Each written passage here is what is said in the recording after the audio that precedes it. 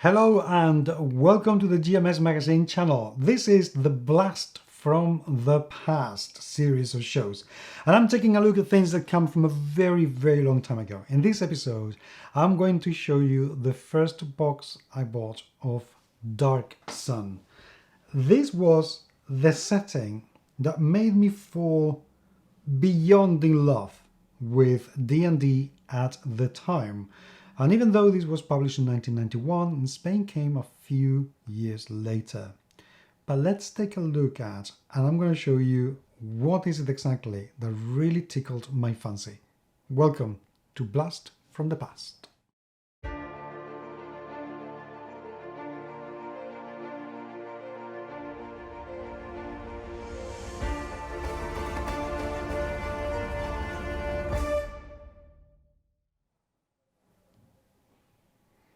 The 80s saw a huge amount, massive outsurge of games with type of Western European medieval fantasy-ish sort of settings, and D&D really took it by storm with Forgotten Realms and Greyhawk. Now, in the 90s though, and after battling, or even during battling with the Satanic Panic in the United States, TSR decided to risk it and go for a completely different type of world and do something that I don't think had been seen in Dungeons and Dragons, and definitely not in Dungeons and Dragons, but also not in fantasy role-playing games before. They went post-apocalyptic and they brought us Dark Sun. If you haven't heard of Dark Sun, wow, you're missing out. Dark Sun is a world that takes place in the region of Tyr, and is a world where magic has completely wrecked the environmental system in the planet. Completely. Even to the point of affecting the sun itself, that instead of casting the kind of white yellowy light that we have here on Earth, it casts a greenish tinge of light. The whole planet is a desert. It's ruthless, it's hostile, it's horrific, and it's where people survive every single day. The society of Dark Sun is created by a number of city-states, each one of them ruled by a tyrannical dragon king or queen they're all kind of engaged in a race to become the dragon. There is the Athos, the dragon of Athos, is a creature of unbelievable power. I mean, it was in the bestiary as a creature of 20 level of dragon and then 20 level of psionic. It was magical wizard and 20 level psionic. It was just brutal. And it's a creature that just follows their own designs. Now, why is this very problematic? Because magic feeds itself from life forms. Every time that you cast a spell, and you do it without any care or consideration, all life around you suffers, dies, plants wither, animals age and die, and it stays dead. This is not something that you can just water a little bit and no. It stays dead. Therefore, there are two different types of magical practitioners: preservers and defilers. Defilers don't care about the consequences. Preservers, they try to, make sure that they are not hurting, but they still use magic because they have that innate talent to use it. The world is very brutal, and society is far from being unfair. So this world features slavery heavily, very heavily, which in today's day is a massive thorn and something that has to be dealt with care, lots of it. Now, I'm not going to say defense, because it's not a defense of using it in this particular case, but it uses it as something evil, completely and utterly evil, and it is completely widespread through everyone. There's not like one race is slaving another race and that's the end of it and they are the only slave. No. Everyone can be a slave. So, what was inside? One of the things that really caught, and I'm sorry for this long introduction, but I think it is important to understand because of the things that we're going to see and the risks that TSR took, because the production for this was just incredible.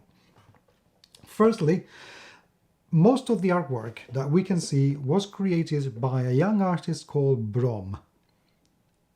Brom managed to add his own voice to Dark Sun. And today, to think about Dark Sun without thinking about Brom is unthinkable. I just cannot imagine thinking Dark Sun and not having Brom's artwork in my mind. That doesn't mean that the next edition of Dark Sun, which we are hoping will come out soon enough, will have to feature Brom. No, not all. But it's such an iconic style. And it really defined the whole art direction of the world and solidified and consolidating what it looked like in our heads, that I just cannot imagine thinking Dark Sun and not thinking Brom.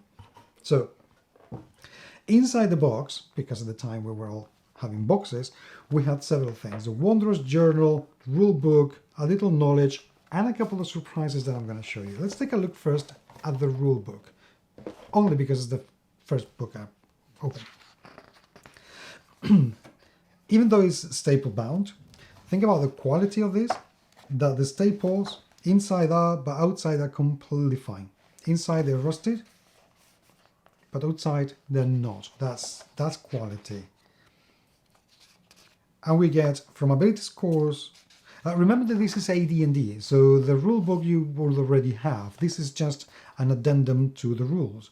And it needed an awful lot because this book presented new species, new races, like the mole, which is something that we need to think about because it was a species that was literally bred for slavery and hard work, and it was the mix of a human and a dwarf. There was the half giant as well, that also came with some problems. But then you had the three crane, and that was wonderful because for the first time ever, you could be officially and to the full extent of being a character, an insect. An insectoid race. The three crane was just absolutely wonderful to play with. So we learn how dwarves, how halflings have changed, how halflings are this cannibalistic sort of tribal, I don't know, super bizarre species that I like to think about them as ultra survivalist.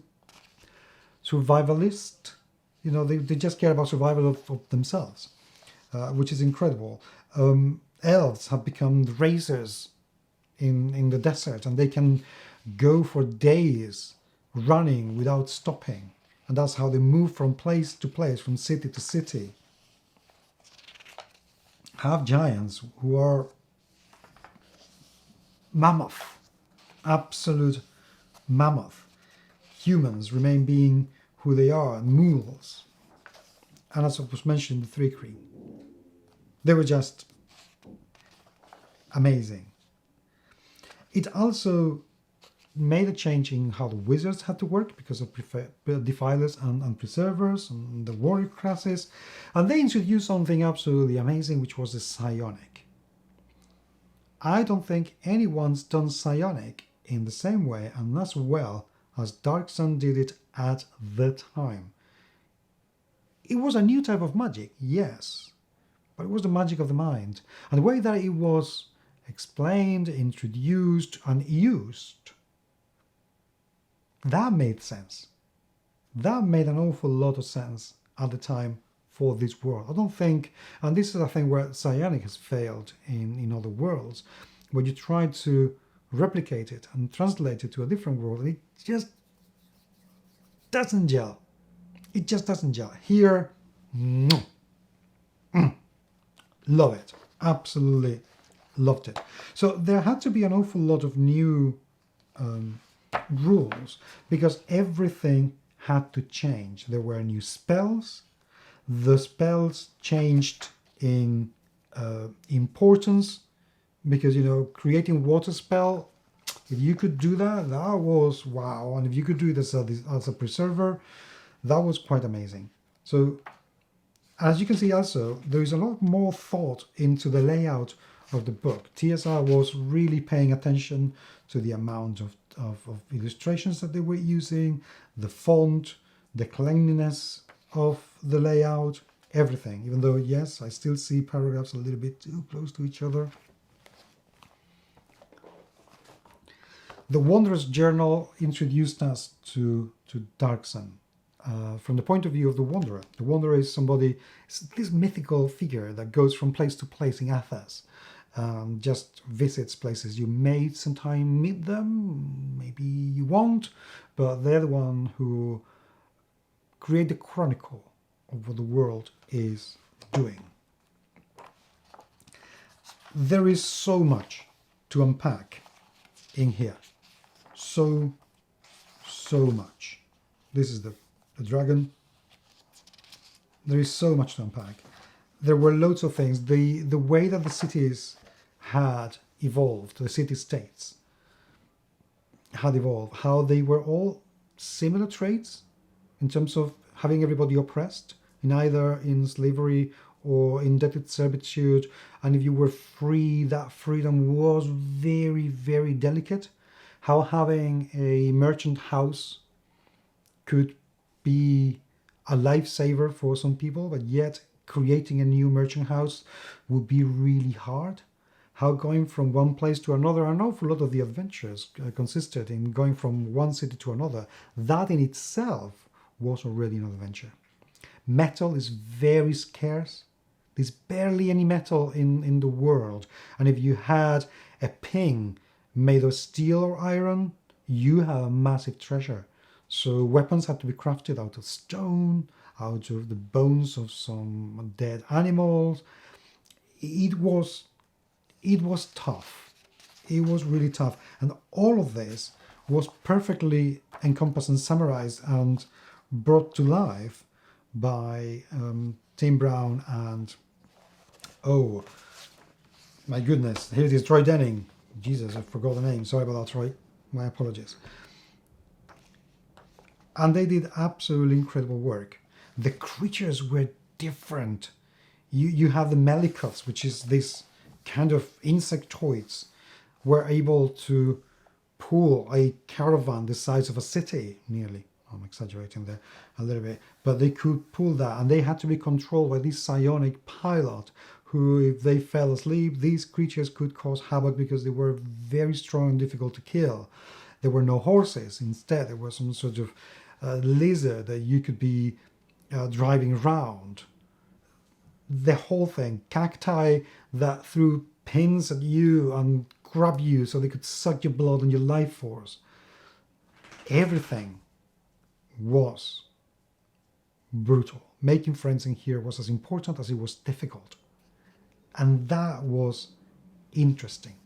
One thing that also TSR did at the time was to back this up with an awful lot of fiction. There were short stories. There were novels. I think, well, the Prism Pentatology, there were 5 pentalogy. But then there were the Nomad trilogy, and then there was another trilogy. There were an awful lot of books being released for Dark Sun because there were so many stories that could be told, and they were so different. It really, as far as I'm concerned, it really set a before and after for TSR and Dungeons and Dragons, because they realized that yes, they could take risks, they could do something completely different to they had done before and do it right. They really could.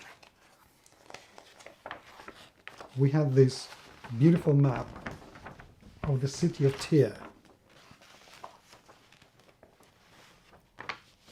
It was one of the times when you had a map that would really give you a flavor for what city life could be like, for where everything was, where you could see the inequalities between the poor quarter and the rich quarter. Everything was brought up. So there was absolutely no kind of mistake as to where you were.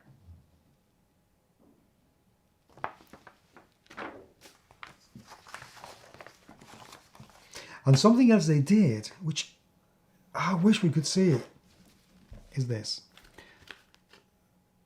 These were how the adventures were initially planned. And they published a few like this. And you came with two kinds of notebooks. One for the GM and one for the players. And literally, you open this and you get the adventure. So you can stand it up, get this behind your GM screen, and you can be reading this as you go along.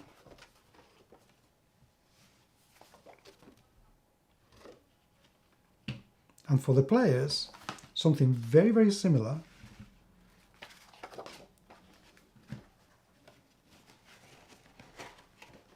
So they could be seeing, they can have the visual reference as to where they were, and they coincided. So page 1 of the GM book is, if I can find it, the Mechalot Caravan, and you get a Mechalot Caravan in page 1 of the players. So you can see exactly where you're meant to be going. You get the map of the Mechalot Caravan. Inside, you get the elves attacking, you get everything beautifully laid out. This was wow for us when we saw that. This was just, our minds exploded because it was so comfortable, so cool. Of course, incredibly expensive to do, but so comfortable. I wish we could see more of these today. And then we had the map of the Tablelands. This is a tier region. Athas is the planet, and this is the tier region. So we get, let me unzoom the camera a bit. Okay, here we go. So here we get, from the last forest of the world, we get where the city-states are, Nibene, Golg, Bialik, Tiers, somewhere around here as well. Everything. It's a very small area. Very, very small area. And can you see a lot of water? No. This was meant to be water at one point, but this is all silt. And that is the last sea. Those are the last bodies of water that you can find. So as you can imagine, guarding those would be incredibly important. You can see how around the cities you see slightly greener areas, but not a lot. So coming from here to say here would be more than perilous, way more than perilous. And then getting to the forest ridge would be, yeah, super dangerous. Because if we think that the creatures around the desert are dangerous, imagine the ones in the forest. They were lethal. And we got two different versions of the same map, because traveling was such a prominent feature in Dark Sun. We got these with hexagons that relay a little bit of information about the terrain, so we could figure out more or less, if we wanted to go from one place to another and we wanted to go with a Mechalot Caravan, would it be better to go this way? But if we wanted to go with a Mechalot, would it go that other way? So we could plan things, and that was brilliant. That was really, really good.